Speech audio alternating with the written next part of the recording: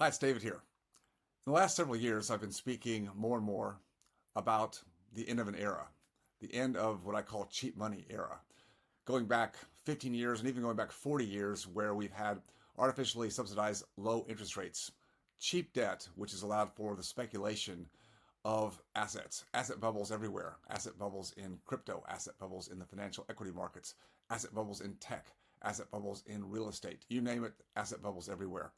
And a lot of people are starting to think, well, this is normal. This is what we should expect. And so every time there's a little blip, like the COVID blip that we had back in 2020, where the markets tank, well, the Fed comes to the rescue and props it back up with what we call helicopter money, financial and fiscal and monetary policies that only kick the can down the road. And I think a lot of people are starting to think, well, we can kick this can down the road forever. Certainly the politicians think we can.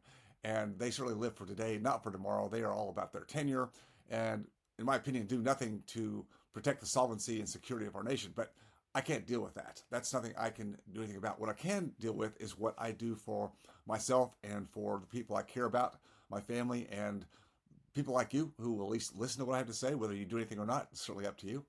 But with this change in really not not a market cycle change, it's really a regime change. It's a macro generational structural change that I believe we're in right now. The old days where we didn't worry about inflation ran below 2% per year for over 40 years until we hit COVID, and then we hit 2021, 22, and the massive rise of inflation, which brought upon us the higher interest rates. And even today, 5 years after COVID, we're still fighting against inflation. Yet at the same time, the big push is to get the Federal Reserve to reduce interest rates so that we can get back to some normalization. Because frankly, there's a lot of disruption in the market. There's a lot of weakness in the economy, even though the pundits and the government will tell you it's all good, it's all good. I'm telling you it's not. It's just a matter of when it breaks, how it breaks, that I can't tell you.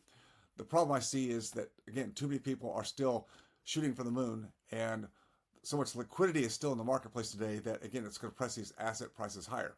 Now, if you're younger in life or even mid-career, you can live to fight another day, assuming you're willing to go to work and can do the work. You can at least maintain some semblance of a lifestyle because your income should maybe not stay up with inflation, but has some index to it.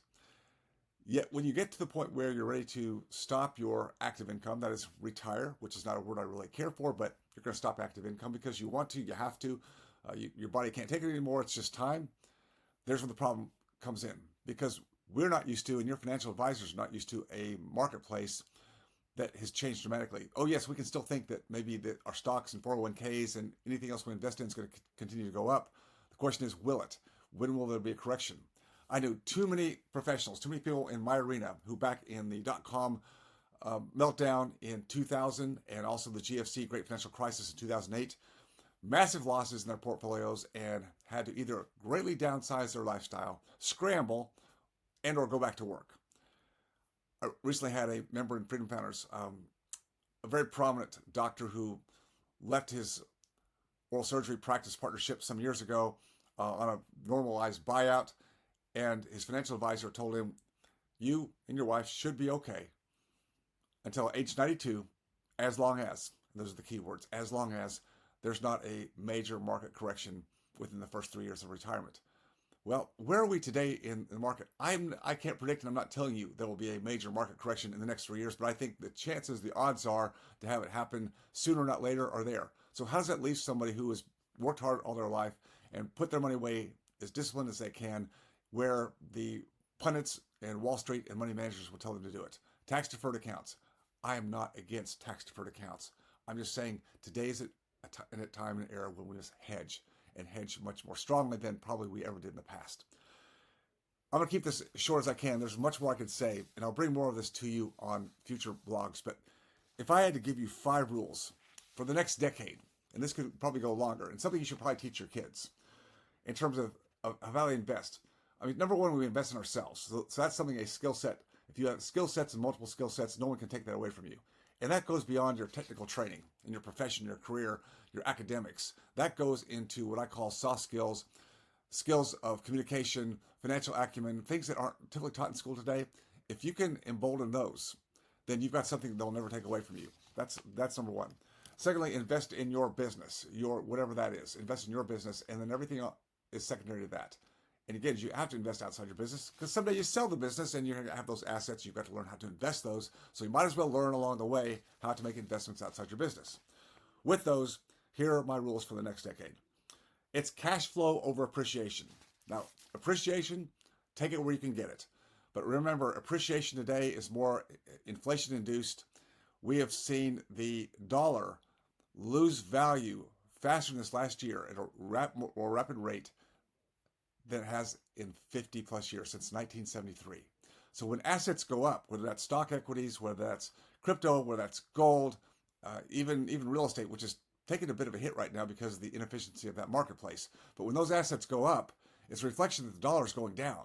So you may feel like you're richer, but the cost of living is going up just as fast. So you've got to keep pace with that. Whether you're still working in your career, your business, or particularly if you're not, then how do you maintain the buying power of the nest egg, the retirement nest egg that you were hoping was going to carry you to the end? It's a lot tougher today. So it's got to be cash flow over appreciation. Take the appreciation where you can get it, but cash flow is the key. If you're just hoping for growth to keep up, I think it's going to be a tough road ahead because I don't think we're going to see the growth that we've had in all these asset classes going much further than we have in the last 5, 6, 7 years. Second, collateral. What do you have as collateral for your nest egg assets? I think collateral is going to be very, very important. If you own a business, that's collateral. If you own real estate or tangible assets, you've got collateral. If you own financial products, maybe not so much. Again, I'm not telling you not to have financial products. There's liquidity options there that you don't have in tangible assets, but you've got to be able to spread your risk. You've got to learn how to do this and don't just abdicate everything to third parties in the financial markets. Liquidity by design. Lots of people say, well, I've got to keep all my money invested because I've got to make my money work. Look, I'm a big fan of that. When I was young, that's what I did because I was young. I had the opportunity and I could always live to fight another day. And if I took risk when I was younger, it wasn't a lot of risk because I didn't have a lot of assets. I had more time than money. When you're further upstream in your life, in your career span, you've got to start looking more at preservation. You've got to look more at the collateral that's backing the assets that are going to carry the day for you. That's why, again, I like tangible assets. You pick yours, but I think hedging and diversifying across a number of those assets is very, very important. Diversifying by risk, not by label. Risk is a big factor we have to look at today. And again, the complacency in the market is don't worry about risk. Everything goes up, I'll say, until it doesn't. And when it doesn't, that's where you take risk. So you're going to lose probably some assets, some asset value in certain categories. That's just going to be a given. So where do you protect yourself if you're still trying to get a modicum of a return on investment? You've got to spread it around today. That means you've got to become a little bit more of a generalist in your investing. I was always very, very focused on real estate. Well, I was hands-on when I was younger, so I could take the risk because it was more like my own business, like my dental practice. I was hands-on, so I could mitigate a lot of risk. Today, I don't want to be hands-on anymore. I value my time, so I have to build trust through different assets and through different operators who I want to manage those assets. But again, I have to be more active in that pursuit. I cannot be fully passive. It's a choice. It's about being your own financial advocate. Finally, it comes back to my overall sentiment here. Own what the Fed can't print. The Fed can print money, essentially, digitally, expand credit. I don't want to be in that place. I want to be a place where I actually have assets that hold value. It could be farmland. It could be real estate. It could be crypto. It could be precious metals. It could be commodities, rare earth. I'm talking about things that you actually can see, feel, and touch.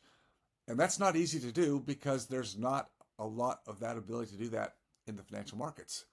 I want to be in a group, in a room, in a place where I can build the relationships and make the decisions that I need to make for myself and my family. It does take time. It takes some real focus. It takes your willingness to sacrifice a little bit for your financial future. But again, this is something you've got to teach your kids and the generations coming up. Too many have been bought on the fact that you can just go into Robinhood and speculate and make lots of money. It's not real world. We've lived through a very anomalous period of time. It's had a benefit for many of us that lived during that period of time. I don't think it carries forward. It's not to be a pessimist. We're in a new era, and that era means new challenges, has the opportunities, but you've got to be on the forefront to grab those. I hope this is helpful.